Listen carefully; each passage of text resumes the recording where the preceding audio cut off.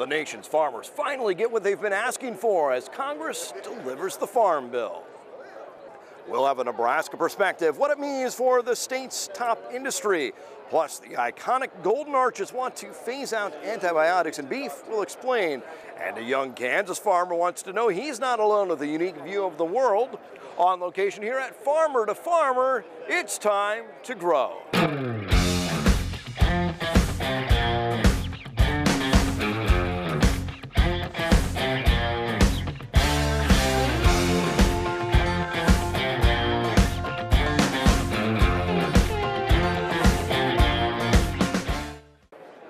After much delay, Congress delivers the Farm Bill. Welcome to the program. The Farm Bill is moving along nicely, and I guess they'll be voting on Friday or so, but pretty close. Soon.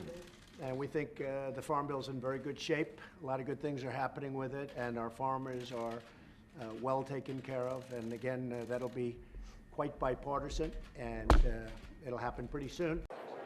The bill has a price tag of $867 billion over a decade and has now cleared both the House and Senate. The legislation reauthorizes crop insurance and conservation programs and legalizes the cultivation of industrial hemp. Congressman Adrian Smith expressed strong support. We visited with him on the phone. Well, I like the fact that crop insurance is in a very strong place. And we also have the vaccine bank for livestock. There were some things that I would have liked to have seen in the bill, but it's still a very strong bill moving forward, and it's important to get some certainty of policy so producers know what the policy is moving forward. And it's been difficult in agriculture of late, and we want to do what we can to have good, sound policy so that ultimately producers can produce for a market. Ag Secretary Sonny Perdue weighing in part saying, quote, "This legislation maintains a strong safety net for the farm economy, invests in critical agricultural research, and will promote agriculture exports through robust trade programs." End quote. And President Donald Trump naming Governor Pete Ricketts as one of his trade advisors. Ricketts will now be a member of the Advisory Committee for Trade Policy and Negotiations. The group helps with ideas when it comes to trade policy for the Trump administration and could be quite influential with the current back and forth over tariffs between the U.S. and China. Also this week, the Trump administration rolling back the waters of the U.S. rule. The new rule narrowing what kind of waterways are protected under the Clean Water Act. That's the federal law that forbids discharging pollutants into navigable waters. In 2015, the Obama administration expanded the definition of what bodies of water were covered to include streams and wetlands. President Trump has been calling for an end to that definition.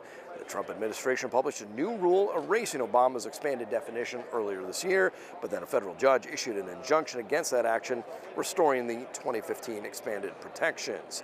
Senator Deb Fischer, a member of the Senate Environment and Public Works Committee, responding to the EPA's new water rule replacing WOTUS, saying, quote, "The 2015 WOTUS rule had far-reaching consequences that would have hurt every single Nebraskan. The proposed rule announced today provides clarity and will ensure the federal government stays in its jurisdictional lane." End quote. Farmers from across North America are coming here to Omaha for the Farmer to Farmer Convention. This is the 4th annual event where farmers can come and look at brand new technology and hear from a variety of guest speakers. Farmers can also get tips and learn new techniques from one another. One Nebraska farmer says this may help get families back on their feet. At this time in production agriculture, margins are thin, so everybody's looking for a way to maybe look for a competitive advantage or find a way to not only survive, but to be successful.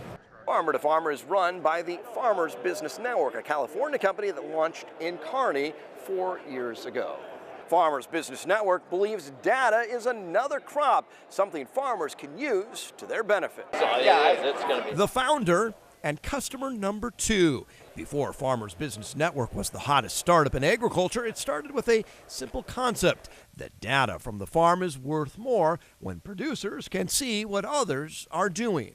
By aggregating data across all those acres, you can help farmer can find what seed to plant, what a fair market price is for seed and chemical. Charles Barron brought the idea to Don Cantrell of Myrna, who thought they were onto something but never expected this. It's just a shock as to what all it's doing. It's really leveling the playing field for farmers. Every pass through the field collects information, and combined across 29 million acres, the value grows. My data is just my data. How much more valuable would it be if I knew how everyone else was doing? Farmers Business Network allows producers to compare prices. Clay Govier says he uses it as leverage, buying some products locally, saving money. This isn't the time in agriculture where you're hitting home runs, but you need to hit the singles and maybe a double every once in a while. It's the nickels and the dimes where you're making your money. FBN has secured hundreds of millions in investment from the likes of Google and others. And as Google has changed our lives, some see FBN having that same impact in agriculture. I think I was right. I think it is a game changer. From a small launch party in Kearney in 2014 to a gathering of thousands of farmers and growing. Ready to hit it for 2019. And this data revolution is the subject of our question of the week. On your farm and ranch operation, how much value do you get out of that data? Do you think you're making the most of it, somewhere in the middle, or really not using much of it at all? Follow us on Twitter to cast your vote. And now to our poll results. We wanted to know how long harvest lasted in your area.